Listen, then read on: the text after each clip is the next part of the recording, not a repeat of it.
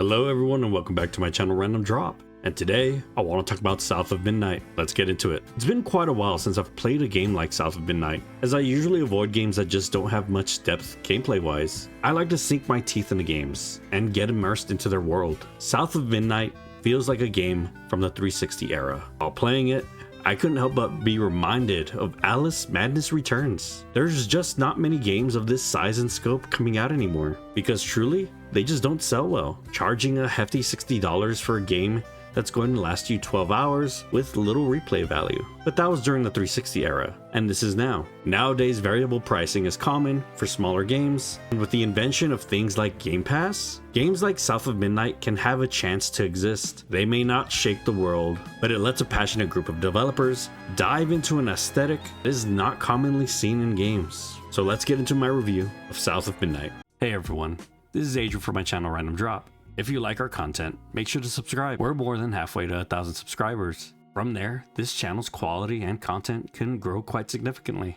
and I hope that you stick around. But anyway, let's get back to the video. So first we're going to start with gameplay. This is going to be the shortest section, as I don't have much to say about it. South of Midnight's gameplay is serviceable and tight, but the overall design does very little with it. I think Hazel overall is great to control, but the game really doesn't ask very much of you or give you very many tools. Once you've finished chapter 4, you'll see most of the game loop, clocking in about 10 to 12 hours with no real replay value. The main game loop will consist of exploring, traversing, then combat arenas. Never really mixing the two or trying anything new with its formula, as everything is so segmented and separate. All the combat is only in the arenas, like it was a Devil May Cry game or Bayonetta. Every time a combat sequence ended, I was always kind of sort of expecting a score ranking to kind of just pop out. Because again, the way it was set up in the game reminds me of, again, things like Devil May Cry. But sadly, the combat never really gets to those levels.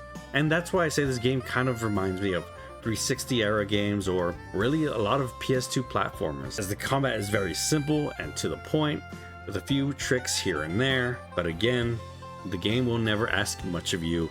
It will never ask you to do some fun platforming like in a Mario game, and it never will send a boss fight or a combat encounter to really challenge you or make you use all of its tools. So the actual gameplay of South of Midnight ends up like this thing that kind of just fills the game and fills game time, and by the end of it, it's just unmemorable and at points kind of a slog to get through. Next, we're gonna get into the story. I think personally, South of Midnight's story is an absolute mess, but the game is overall carried by its incredible vibe and presentation, and I really enjoyed the small vignettes it does, focusing on certain characters and creatures. Themes around dealing with loss, guilt, and anger. You get to see what made these creatures and how their trauma affects them. But that's it, as the game has nothing to say about recovering from trauma or overcoming it. Hazel just spins her weave and magically heals these beings, then moves on. The game sadly just doesn't have enough time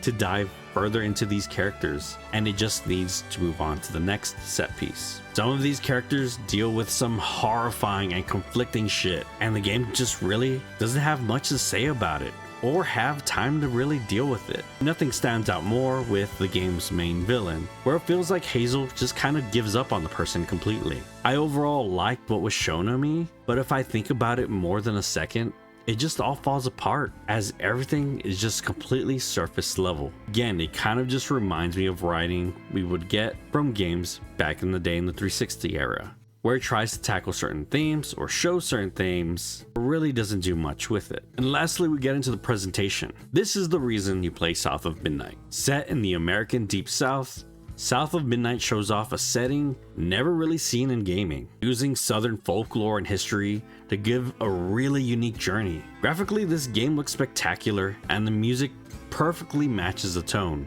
giving off an Alice in Wonderland vibe, but it's Hazel in Wonder, Louisiana. Where the game falls flat presentation-wise is its half-hearted stop-motion presentation. I bet this was a huge discussion in the development studio if they wanted to truly go for the full stop-motion aesthetic or not. What came out was this weird half-baked version, where only faces have stop motion and certain idle animations and only during cutscenes. Stop motion probably had its best effect when I was talking to Catfish during the game, but lots of the time, like in actual gameplay, it's hardly noticeable unless you're really looking for it. And then sometimes when cutscenes would pop out, for me personally, it would take me out of it. Suddenly, these characters' faces are stop motion, while their animations are still 60 frames a second. There are also parts of the game that look spectacular and unique, but there are times where it feels like we're repeating environments. Another forest and another swamp. Yes, this game is set in Louisiana, but when the game is themed around the traumas of these magical creatures, I was hoping that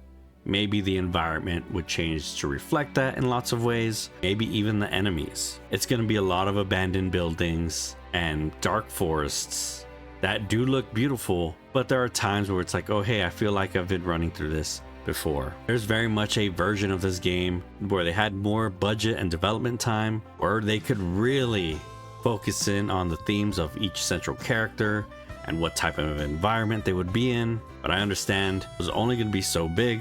There are some really standout areas towards the end, especially the last couple areas, but there's this like weird middle section where I feel like I can't really remember much. I personally find it hard to recommend South of Midnight. I think most people will know on sight if this game is something they're interested in or not. And for me personally, it was a no. But due to its availability on Game Pass, I gave it a shot and I had a generally good time. So if you're already in that ecosystem, it's a great addition to the library. If not, Game Pass is a good way to try out different and varying experiences without the risk of dumping $40 or more on something. Sadly, South of Midnight just isn't large enough scope-wise to really give time to dive deep into its themes for me personally, leaving me with a middling feeling by the end of its journey. Years from now, what I'm going to remember South of Midnight for is its incredibly unique aesthetic, the way it uses music, and its overall presentation. But in terms of it being a video game with interesting story or anything like that,